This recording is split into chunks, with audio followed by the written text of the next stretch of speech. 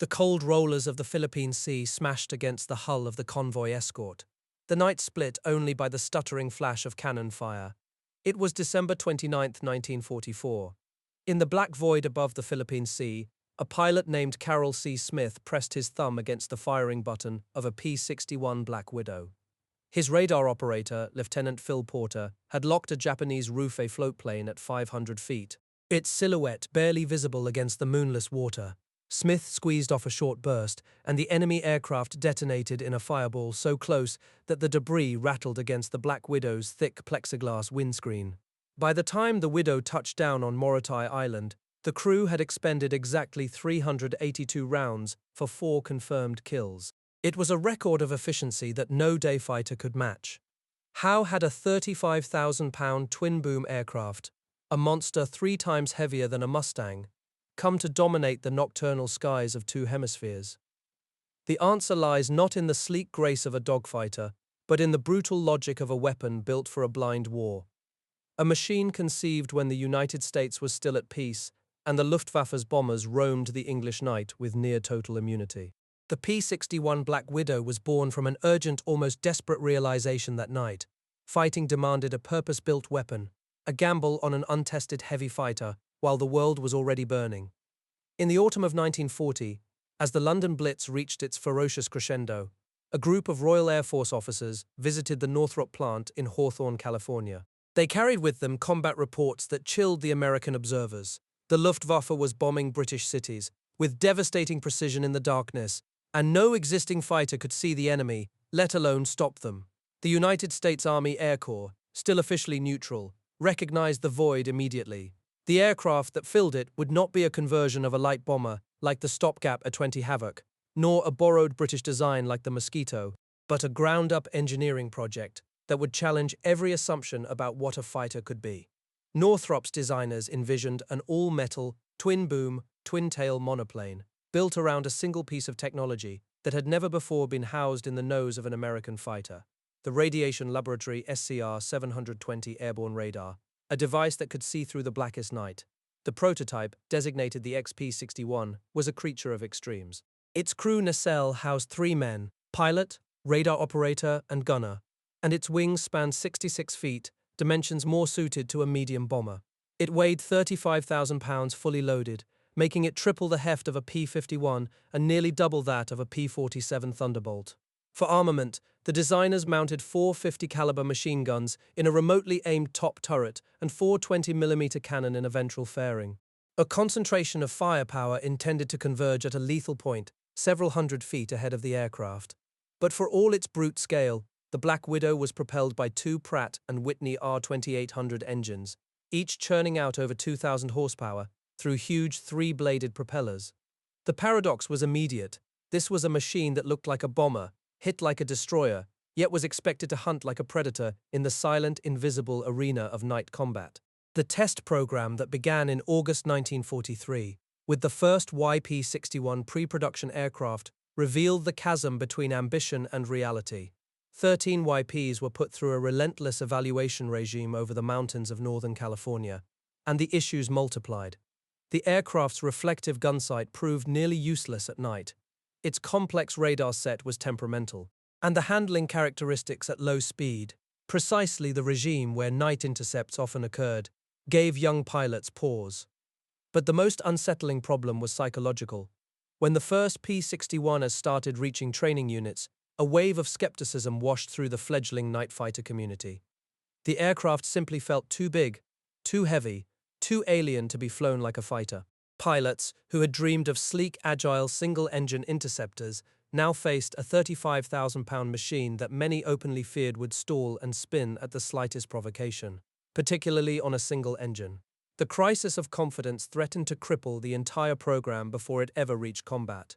The USAAF had trained only 485 night fighter crews by war's end, compared to 35,000 day fighter pilots, and each of those precious teams had been drilled in the absolute necessity of trusting their machine. And so Northrop dispatched its most experienced test pilot, a tall, lanky civilian named John W. Myers, to the forward training bases. Myers knew that the young pilots did not need another lecture or a technical manual. They needed a demonstration that would sear itself into their memory. At Kipapa Airfield on Oahu, he taxied a freshly assembled P-61 to the runway threshold, ran the twin R-2800s to full military power, and released the brakes.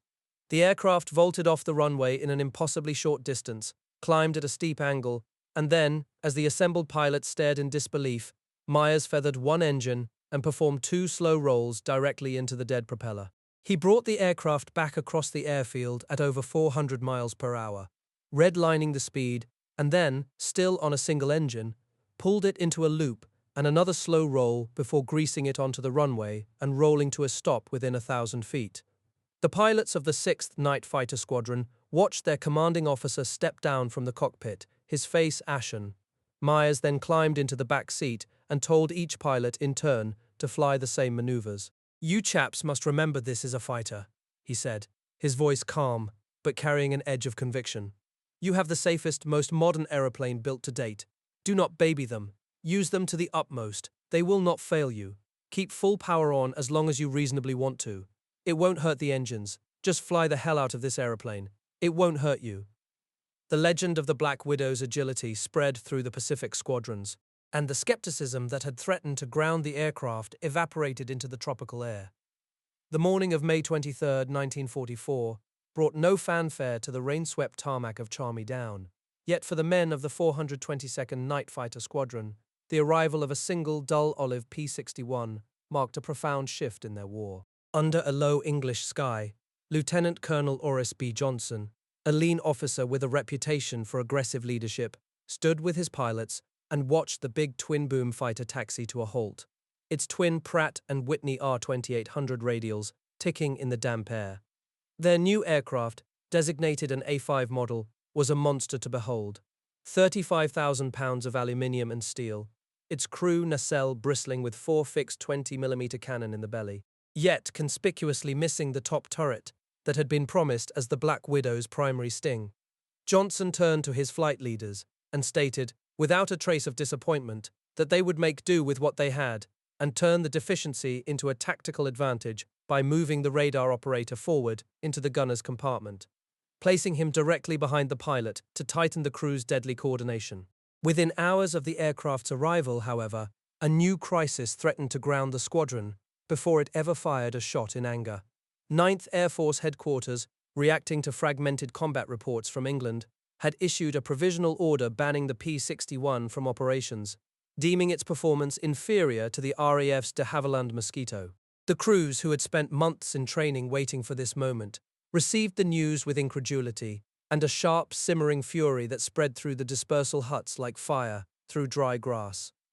Johnson, refusing to let the decision stand, demanded a fly-off against the Mosquito, and on July 5th, Lieutenant Donald J. Doyle climbed into a P-61 without its turret and pushed the throttles forward, conducting a ruthless series of climbs, dives, and dogfight turns at 5,000, 10,000, and 20,000 feet.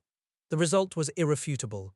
The Black Widow out-accelerated, out-turned, and out-climbed the Mosquito at every altitude, a demonstration that Doyle ended by pulling a tight, wing-straining loop directly over the watching RAF and USAAF officers before landing with a dismissive wave from the cockpit. The ban was lifted that same afternoon. The fly-off victory ignited a feverish period of practice intercepts. The 422nd's crews flying nightly against RAF Halifax bombers to hone their radar-guided attacks, learning to trust their airborne intercept scopes and the voice of their ground controllers echoing in their headsets. In these mock chases, the pilots discovered what the factory engineers had long insisted, that the P-61 was, despite its bulk, a fighter, capable of turning inside a Mosquito and absorbing punishing G-loads without complaint, its massive ailerons and spoilers providing roll response that saved more than one crew from overshooting a phantom bogey. By mid-July, the squadron had moved a 6-aircraft detachment to Ford Airfield on the Channel coast, repositioning itself for the mission that would truly test the aircraft's mettle: the pursuit of the V-1 flying bomb, a pilotless cruise missile that the German propaganda machine called the Vergeltungswaffe, the vengeance weapon. The crews, now acutely aware that their gunsight reticles blocked the target at night, had already begun painting the upper half of their reflectors matte black in a hurried, unofficial field modification that they hoped would save their lives in the coming hours. 3,000 miles from the Channel coast, the Pacific Night belonged to a different enemy and a different war. Yet the same machine was about to draw its first blood.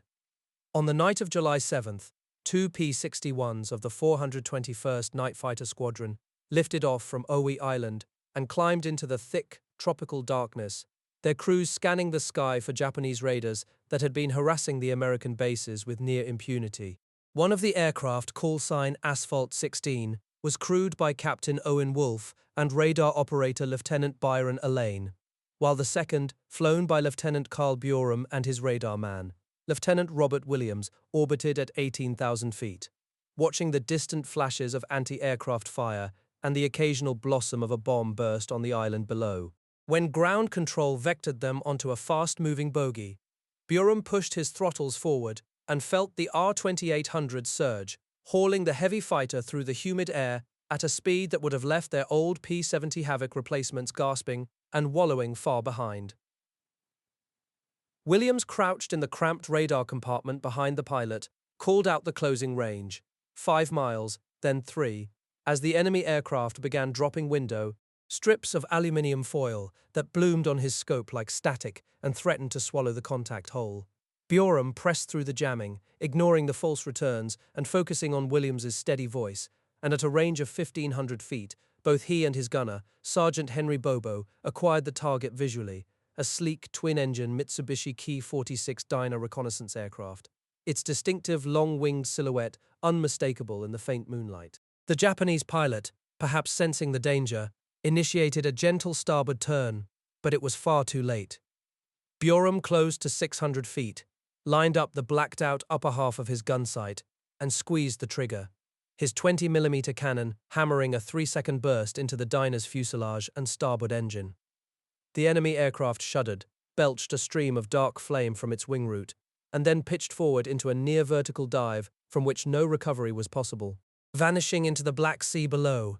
As Buram pulled out of his dive at 5,000 feet, fighting the G-forces that pressed him into his seat, he saw a bright flash on the water in the distance, and Wolfe's crew radioed confirmation that the Dyna had exploded on impact, leaving nothing but an oil slick and a scattered debris field. It was the 421st's first confirmed kill, and it marked the moment when the Japanese naval air arm learned, with a brutal finality, that the Black Widow could hunt them at any altitude, over any ocean, and strike without warning. The Dyna's destruction silenced many of the remaining doubters within the USAAF's Far East Air Forces, but for the pilots of the 422nd, the true proving ground lay ahead. In the cold grey skies over the channel where the V-1s came in low and fast, their pulse jet engines glowing like angry orange eyes in the darkness. On the evening of July 16th, Lieutenant Herman E. Ernst and his radar operator, Flight Officer Edward Kopsel, climbed into their P-61, a machine they had named Borrowed Time in a moment of gallows humor, and took off from Ford Airfield on their first combat patrol. The moon was obscured by a thin overcast, and the channel below was a restless blanket of black water, invisible except where the phosphorescent wakes of Allied ships traced lazy, glowing lines toward the French coast. Their ground controller, a calm, laconic RAF sergeant, vectored them toward a diver, the Allied code word for a V-1, that was clipping along at 2,000 feet, its speed estimated at 340 miles per hour, and rising as it angled toward London. Ernst dove the Black Widow, the big fighter accelerating through 360 miles per hour as he lined up the glowing exhaust plume in his muzzled gun sight. But before he could fire, a deafening boom convulsed the cockpit, and a sudden, terrifying torrent of noise and rushing wind filled the crew nacelle. The plexiglass tail cone at the extreme rear of the radar compartment had collapsed under the air pressure of the high-speed dive, disintegrating into 1,000 sharp fragments and leaving Kopsel screaming into the intercom, his words lost in the howling gale that now blasted through the open fuselage. For a terrifying 3 seconds, Ernst believed they had been hit by a German night fighter, that his first mission would also be his last. But when his controls responded and the aircraft remained stable, he pulled out of the dive and nursed the damaged Widow back to Ford, landing it with his heart hammering against his ribs and his radio operator still shaking from the cold. The ground crew, working under torches and fumes, replaced the shattered cone with a flat, hastily cut sheet of armored plexiglass, a fix that would become standard across the squadron within 48 hours. And by the following afternoon, Borrowed Time was once again ready for combat. The next night, Ernst and Kopsel returned to the channel, a grim determination hardening the pilot's jaw as he leveled off at 7,500 feet and began the hunt anew. This time, when another diver appeared, a bright, pulsing orange light streaking toward the English coast at over 300 miles per hour, Ernst did not hesitate, dropping the nose and closing the gap with his throttles pushed hard against the stops, the P-61's metal skin groaning under the accumulated stress of the previous night's damage and field repair. At 700 feet, Copsall called the distance in a steady, professional voice, and the pilot squeezed the trigger, his 420mm cannon barking a short, controlled burst that walked across the diver's propulsion unit, severing the pulse jet from the warhead. The bomb, abruptly deprived of thrust, wobbled, nosed over, and plunged into the channel, detonating on impact in a massive, white-orange fireball that climbed 200 feet into the night and illuminated the underside of the P-61 like a giant flashbulb. It was the 422nd's first kill of the war, an unmanned mechanical target perhaps, but a kill nonetheless, and one that proved beyond any doubt that the Black Widow could intercept and destroy the fastest weapons the enemy could hurl against the Allied homeland. In the autumn of 1944, the 422nd Night Fighter Squadron followed the advancing Allied armies eastward, leapfrogging from Maupertus to Châteaudun, and finally to Florennes in Belgium by mid-September. Lieutenant Colonel Horace B. Johnson, still flying his distinctively marked P-61A named No Love, No Nothing, kept the squadron pressed hard against the retreating Luftwaffe, pushing patrol sectors deeper into German territory with each move. The crews now flew nightly over Aachen, Cologne, and the dense industrial Ruhr, regions where German night bombers and fighter bombers still operated with desperate intensity. The autumn nights grew longer, the air colder, and the hunt sharper. Late in the afternoon of October 24th, Johnson and his radar operator, Captain James Montgomery, lifted off from Florennes for a twilight patrol. At precisely 6:05 that evening, their ground control station vectored them toward unidentified aircraft, approaching from the east at 4,000 feet. Johnson pushed the nose of the big fighter down and scanned the darkening sky, finding nothing on the first pass, but ground control called again moments later, multiple bogies, this time at 5,000 feet. He descended once more and spotted them. 3 Focke-Wulf 190 fighter bombers flying a straight, fast line toward the front, still carrying their underwing bombs. Johnson flew directly into the German formation, closing on the lead Focke-Wulf with the predatory patience of a man who had waited 4 months for this moment. The enemy pilot, intent on his bomb run, did not break until Johnson opened fire from 1,000 feet, a short burst that stitched hits across the fighter's right wing. As the 2 surviving Germans scattered, Johnson pressed to within 500 feet and squeezed the firing button again. A long, merciless stream of 20mm cannon shells that walked across the fuselage and engine. Black smoke erupted from the Focke-Wulf, and the German pilot made a doomed attempt to pull out before the aircraft hit the ground and exploded in a blinding fireball. By the time Johnson pulled up, he was so low that small arms fire from the German lines rattled against his fuselage, but the P-61 climbed away without serious damage. This engagement, fought in the half-light between day and night, was one of only a handful of daylight kills for the Black Widow. It announced something new on the Western Front: night fighter commander who would hunt at any hour, and an aircraft that could outturn and outgun even the nimble Focke-Wulf, when flown with the absolute confidence that John Myers had instilled in its pilots. That confidence would soon face its ultimate test. On December 16th, the German army launched its final major offensive in the west, a massive thrust through the Ardennes forest that became the Battle of the Bulge. The attack caught the Allies off guard, in part because the weather had been so bad for nearly a month that reconnaissance aircraft had been unable to track German troop and tank movements. For the 422nd, however, a different kind of weather had been building for weeks, a catastrophic shortage of spare parts. By the time the offensive began, the squadron had just 4 operational P-61s out of a dozen. Each of those 4 aircraft had logged more than 300 combat hours, their engines tired, their radar sets drifting, their airframes held together by the desperate ingenuity of ground crews. The crews of the 425th Night Fighter Squadron at Coulommiers faced the same crippling scarcity.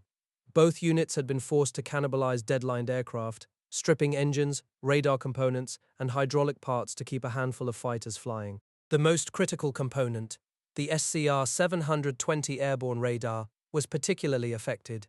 its tuning drifting, its scopes flickering, its operators straining to distinguish the blip of a Junkers 88 from the permanent echoes of the Ardennes peaks. During the first week of December, 422nd crews returning from patrols had reported an unusually large number of hooded headlights on the roads below, and by December 12th the sightings had multiplied into long convoys of tanks, trucks and troop carriers moving under the cover of darkness and bad weather. On the night of December 16th, the full weight of the Luftwaffe's night bomber force fell on the Allied positions. German Junkers 87s, 88s and 188 streamed through the gaps in the Allied night fighter screen, hammering troop concentrations, fuel dumps and supply columns. The men of the 422nd, flying 3 and 4 missions per night on the same worn-out engines, threw themselves into the breach. On the night of December 17th, Captain Robert O. Elmore and his radar operator, Lieutenant Leonard F. Mapes, flying their assigned aircraft named Shoo Shoo Baby, intercepted a Junkers 88 at 4,000 feet, closing to 100 feet dead astern before Elmore fired. The German bomber erupted in a white flash from within its fuselage, then fell away trailing fire from both engines. Mapes, a quiet, methodical officer who had trained on radar sets back in the States, had become one of the finest airborne intercept operators in the squadron. He guided Elmore through the Ardennes darkness with the precision of a man who could see the invisible, calling rangers down to the last 100 feet, his voice steady, even when the German aircraft ahead began violent evasive maneuvers. Within days, the team would add 2 Junkers 52 transports and a Messerschmitt 110 night fighter to their tally. And they had already encountered something far more exotic a month earlier, a Messerschmitt 163 Comet rocket plane spiraling above Bonn at a speed the P-61 could not match. The Ardennes campaign ground on into the coldest December in memory, and the 422nd's maintenance crews worked through the freezing nights, swapping engines by torchlight, patching flak holes with aluminum sheets, and loading 20mm ammunition belts by hand from dwindling stocks. Their sacrifice produced a miracle. Between December 24th and 27th, the 422nd scored 11 confirmed kills, the most concentrated burst of night fighter success in the history of the USAAF. Lieutenant Paul A. Smith and his radar operator, Lieutenant Robert Tierney, flying the P-61 they called Lady Jen, destroyed 2 Junkers 188s in a single 2-hour patrol on the night of December 26th. Smith closing to 500 feet and firing clean deflection shots that ripped through their cockpits and set their wings ablaze. Smith's achievement pushed his personal score to 5 kills, making him the second ace of the 422nd after Lieutenant Herman Ernst had crossed that threshold weeks earlier.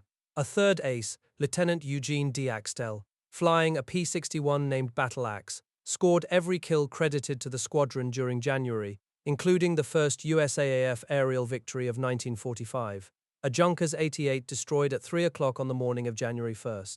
The Black Widow had done what no one had thought possible. It had transformed a handful of pilots and radar operators into the most lethal night-fighting force in the American arsenal, even as their aircraft were falling apart around them. While the 422nd fought over the Ardennes, the Pacific War was reaching its own crescendo. On the night of December 29, 1944, Major Carroll C. Smith and his radar operator, Lieutenant Phil Porter, were airborne over the Philippine Sea, protecting a convoy of ships heading for Manila Bay. Porter picked up the first bogey at 20 miles, a twin-engine Japanese bomber known as an Irving, flying straight and level as if the night belonged to it still. Smith closed from behind, bracketed the aircraft in his gun sight, and squeezed off a pair of short bursts. The Irving dropped like a stone, completely engulfed in flames, its destruction providing a brief, grisly entertainment for the sailors on the convoy below. 9 minutes later, Porter vectored Smith onto a second Irving, and the scene repeated itself with mechanical precision. A quick radar lock, a visual acquisition from behind, a short burst of 20mm cannon fire, and the bomber tumbled into the sea in a cascade of sparks and burning fuel. With 2 kills already scored, Smith returned to base to refuel, but he chose not to reload his ammunition. The waste magazines still held plenty of rounds, and the odds of finding more targets before dawn seemed almost non-existent. Shortly after launching for the second patrol, Porter's scope lit up with a contact at 500 feet, moving slowly near the water. Smith dropped his flaps and descended to wave-top height, the P-61 wallowing slightly in the thick tropical air, and closed to 300 feet before he could make out the distinctive shape of a roof, a floatplane fighter based on the Zero. One burst of 20mm fire blew the roof apart, its wreckage splashing into the Philippine Sea at 0700 hours. Just as the sky began to lighten in the east, the dawn light revealed one more target. Porter called out a fast-moving contact at 5,000 feet, and Smith climbed to meet it, his fuel now critically low. It was a Nakajima Ki-84 Frank, the most advanced Japanese fighter in the theater, comparable to the P-47 Thunderbolt in speed and firepower. Smith, with no darkness to hide in, and no idea how many rounds remained, closed to just 75 feet, so close he could see the pilot's head turning in the cockpit. He pressed the trigger, and the Frank disintegrated into a cloud of aluminum fragments and burning fuel, the pieces tumbling into the sea as Smith hauled the P-61 into a violent evasive climb. Back on Morotai, the ground crew counted the rounds remaining in the 20mm magazines. Smith had started the first patrol with a full load of ammunition.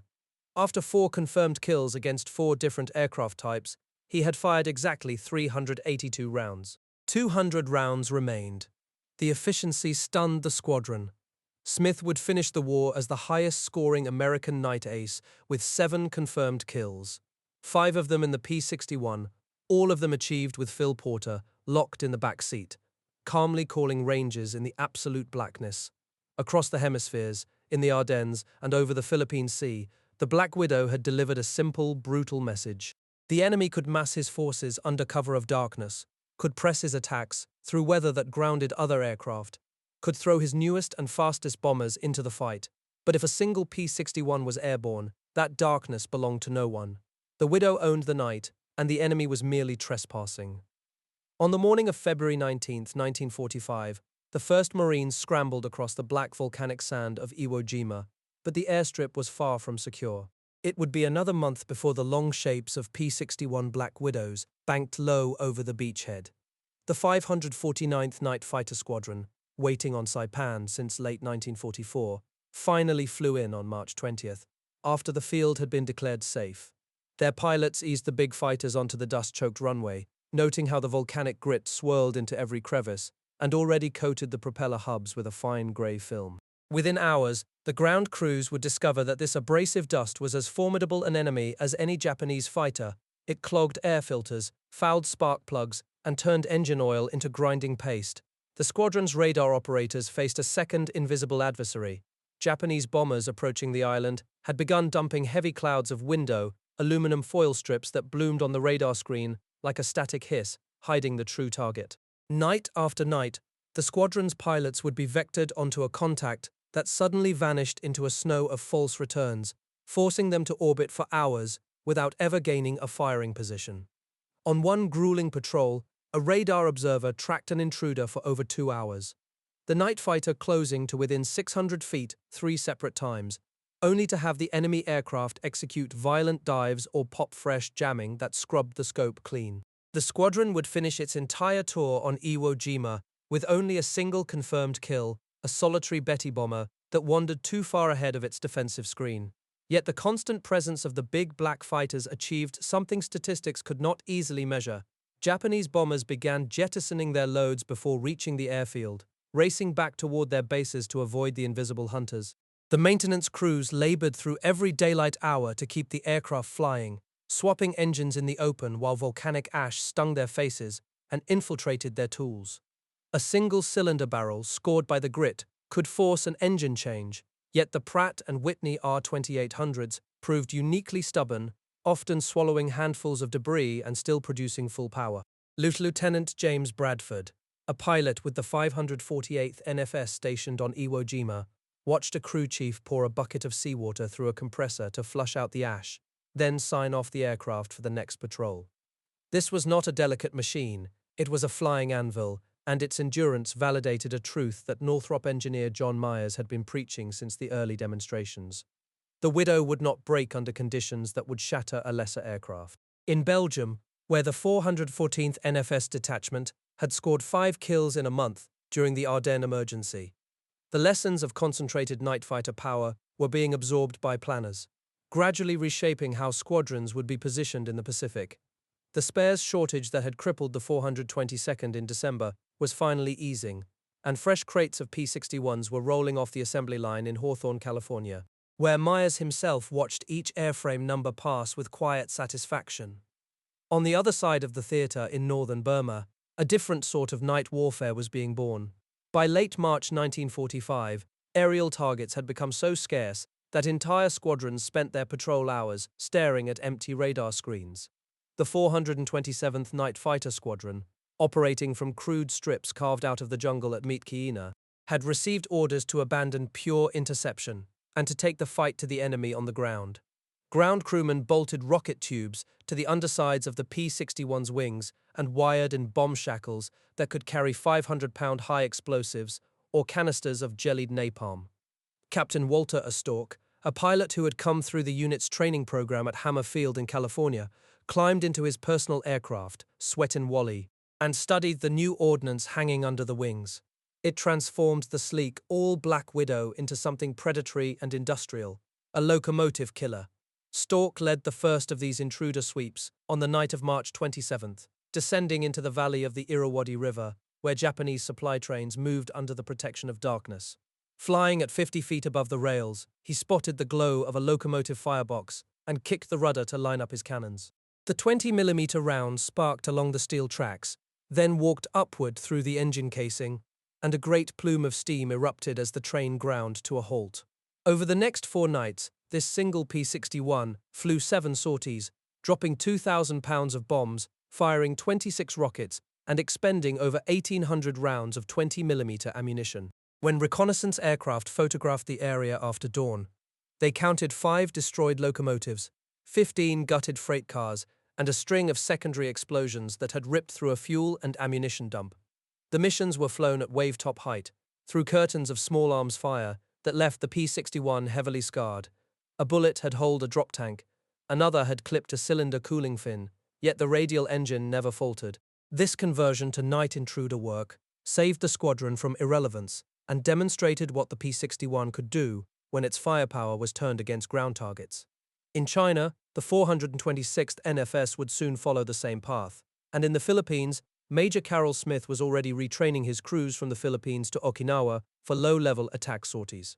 The Japanese garrisons in Burma, already starving for supplies, found their last lifeline, the railway, broken by a handful of black-painted fighters that appeared without warning in the darkness, lashed their trains with cannon fire, and vanished before searchlights could find them.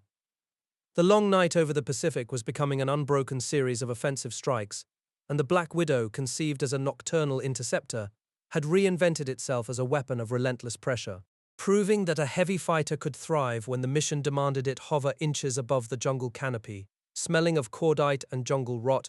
By mid-May, the forward strips in China's interior had become launch pads for a different kind of night war. The 426th Night Fighter Squadron, scattered in detachments across Xi'an, Ankang, and Liangshan, had long since stopped waiting for Japanese bombers overhead. Instead, their P-61s now carried bomb shackles and napalm. The 420mm cannon, originally designed to shred aircraft, were being walked across truck convoys and rail yards in the dark. Captain Karl Absmeyer, the squadron's top scorer, had already destroyed a twin-engine Lily bomber in late April, and he was convinced the real work was now on the ground. Absmeyer flew Jingbao Joyride, a P-61A-10, whose name echoed the Chinese phrase for air raid. In 3 days, he would claim 2 more Lilies, intercepting the bombers as they flew night missions over the Chinese front, before turning his cannon onto locomotive boilers. The squadron's month was staggering. 156 general-purpose bombs dropped, more than 5,000 rounds of 20mm expended. Japanese supply columns threading the narrow mountain roads found the sky filling with the deep drone of twin R-2800s, followed by the staccato thump of cannon shells ripping through fuel tanks and bamboo truck beds. Captain John Wilfong, who had already shot down a diner back in November, joined the intruder campaign by hunting trains along the Yellow River. Flying low, sometimes below 50 feet, he learned to spot the faint glow of charcoal cooking fires at troop bivouacs and the headlights of trucks that had dared to unhood their lamps. One night, he walked a burst of 20mm armor-piercing rounds straight through a locomotive boiler, the plume of steam visible against the starlight as the train ground to a halt. The squadron's operations officer noted that railway traffic dropped sharply wherever the 426th operated. The Japanese could replace rails, but experienced locomotive crews were becoming scarce. The intruder work was physically punishing. P-61s returned with bullet holes in their drop tanks, cylinder fins, and even the crew nacelle. The Pratt & Whitney radials with their rugged air-cooled cylinders kept running despite the damage. One crew chief poured seawater through a compressor to flush grit sucked in during a low-level pass. The 426th's monthly ordnance report made its way back to 14th Air Force headquarters. 5,000 cannon rounds and more than 150 bombs transformed into shattered bridges and burning supply dumps. The night fighter had become a night attacker, and the Japanese rear area was collapsing. Far to the northeast, on Iwo Jima, the 549th Night Fighter Squadron still flew long patrols over open water, but the enemy they hunted was now the Japanese high-speed reconnaissance plane. The Allies called the MERT.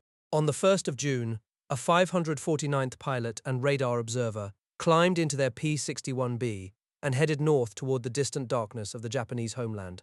The radar observer, Flight Officer George Hayden, had already learned that the MERT's jamming suite was unlike anything the squadron had faced before.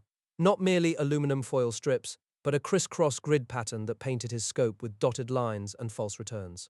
The chase began 40 miles out from Iwo Jima and ran north-northwest, closing the distance toward Japan itself. Every time the Black Widow settled into a firing position, the MERT climbed or dived through cloud layers filled with freezing moisture.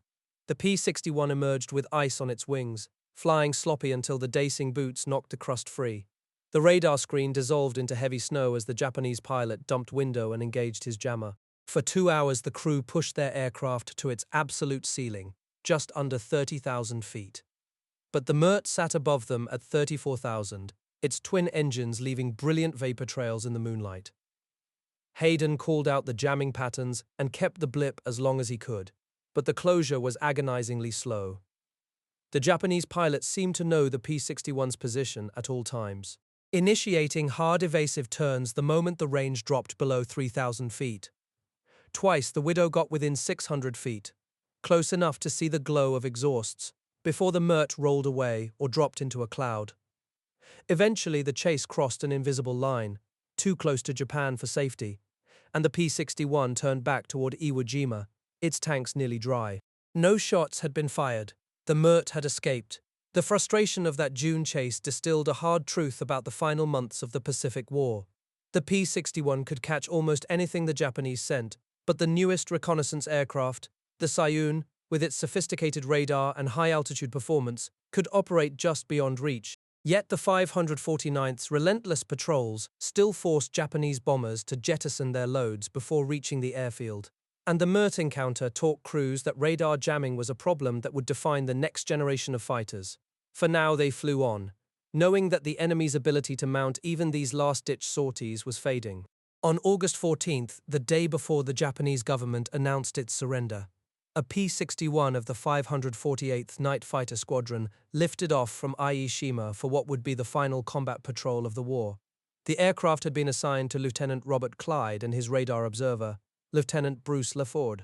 They had no reason to expect contact, for the Japanese Air Force had virtually ceased to exist as a coherent fighting force. But the controller on the island picked up a lone blip, moving fast and low over the water, a Nakajima Ki-43 Oscar, the nimble army fighter that had tormented Allied pilots since the opening days of the Pacific Campaign. Instead, he jerked the nose down a fraction too much, caught a wingtip in the swell, and the Oscar slammed into the water and exploded on impact. A brief, bright flash that vanished almost instantly, leaving only a spreading sheen of oil and fragments rolling in the dark swell. The crew circled once. There was no fireball, no secondary burst, just a spreading sheen of oil and the black shapes of debris rolling in the swell. Clyde and LaFord called in the position and turned back toward Ie Shima. Officially, the kill was never confirmed. The wreckage sank too quickly, and there were no surviving witnesses. But, in the final hours before the instruments of surrender were signed aboard the Missouri, a P-61 had forced an enemy aircraft into the sea without expending a single round. A kill achieved by sheer presence, the culmination of everything the Black Widow had been built to do. The war's last aerial victory, unofficial though it is, belongs to that silent chase. On September 2nd, Japan's formal surrender brought the conflict to its official close. The P-61 squadrons stood down where they were. The 422nd in occupied Germany, the 418th on Okinawa, the 548th on Aishima, the 426th at Kunming in southwestern China. Their total count was 127 confirmed aerial kills. But the measure of their war was far broader. Countless trains destroyed, convoys shattered, and bases protected by the simple threat of a radar-equipped patrol prowling the darkness. The Black Widow had fought in every theater, under every condition, and against every type of enemy aircraft, from V-1 cruise missiles to rocket-powered comets. The aircraft itself disappeared from service with startling speed. By 1946, the squadrons were inactivating. Their P-61s were flown to depots or simply stripped and scrapped on the same pierced steel planking where they had once sat waiting for the scramble bell. Within 2 years, the twin-boom fighter that had been the most heavily armed and most specialized night interceptor of the war had been replaced by the North American F-82 Twin Mustang, and soon after, by the first generation of all-weather jets. Yet the Black Widow's legacy was not in the airframes that rotted in boneyards, but in the doctrine it established, the principle that the night sky was no longer a sanctuary, that darkness could be pierced, tracked, and destroyed. The 422nd deactivated at the end of September 1945, its surviving crews boarding transports for home. Lieutenant Colonel Johnson, who had led the squadron from Charmy down through the Bulge, handed over the last operational report and walked away from the flight line at Florence. In the Pacific, Major Smith's 418th packed their personal gear into duffels and watched as the armament crews offloaded the remaining ammunition. On Iwo Jima, a Black Widow crew shut down their engines for the last time, their logbooks filled with long ocean patrols that had become too routine to feel like combat. In Hawthorne, California, John Myers walked the Northrop assembly line one final time, the jigs for the P-61 already being dismantled to make room for the next project. The records are sparse on many of the radar observers who guided those weapons through the dark, officers who called out distances in the last seconds before a burst of 20mm tore into a Betty's fuel tank. What is known is that the USAAF trained only 485 night fighter crews for the entire war, a tiny fraction of the 35,000-day fighter pilots, and that those few crews destroyed 166 enemy aircraft and probably hundreds more ground targets. The Widow's Web, as the ground crews sometimes called it, had been woven by very few hands. The post-war careers of the P-61's leading figures diverged. Carroll Smith, the highest-scoring American night ace, left active duty and eventually worked in the oil industry. His 7 kills, all achieved with his unflappable radar observer Phil Porter, remained the benchmark for nocturnal air combat. Hermann Ernst, the first European ace of the 422nd, returned to a quiet civilian life and rarely spoke of the war. John Myers continued testing aircraft for Northrop, his name eventually carved into the company's Hall of Honor, alongside the fighters he had helped prove airworthy. Edward Copsall, Ernst's radar observer, likewise slipped into civilian anonymity. Robert Elmore and Leonard Mapes left the service and resumed their pre-war lives, as did Eugene Axtell, James Bradford, John Wilfong, Carl Absmeyer, and Walter Stork, their night-fighting expertise made obsolete by the jet age, but their contributions firmly recorded in squadron logs. The records fall silent on many others. The enlisted armorers who loaded 20mm drums in freezing Belgian winds, the radar technicians who kept the SCR 720 tweaked against jamming, but their collective work had transformed aviation from a daytime sport into a 24-hour machine. The P-61 did not win the war. It was too specialized, too few, and too late for that. But it answered a question that had haunted air forces since the first blitz over London. Can an aircraft be built that truly owns the darkness? By war's end, the answer was painted on the nose of every surviving Black Widow, in the kill markings ranging from swastikas to rising sun flags, in the names scrawled by ground crews, in the worn red buttons on the control yokes that pilots had pushed on hundreds of nights. The night was never safe again, and every all-weather interceptor that followed, from the F-86D to the F-14, traces its lineage back to that heavy twin-boom fighter that the skeptics had once called a monster. If you have family members who served in the night skies of World War II, perhaps a radar operator, a plane captain, or a teenage airman who volunteered for a squadron whose work was never in the headlines, we would be honored to hear their stories. Please share those memories in the comments below. A single recollection of a distant scramble horn, a faded patch, or a name painted on a fuselage keeps alive the record of 485 specialized crews who won a very private war in the dark. If this series meant something to you, subscribe and give us a like to help preserve these histories. Thank you for listening to the end.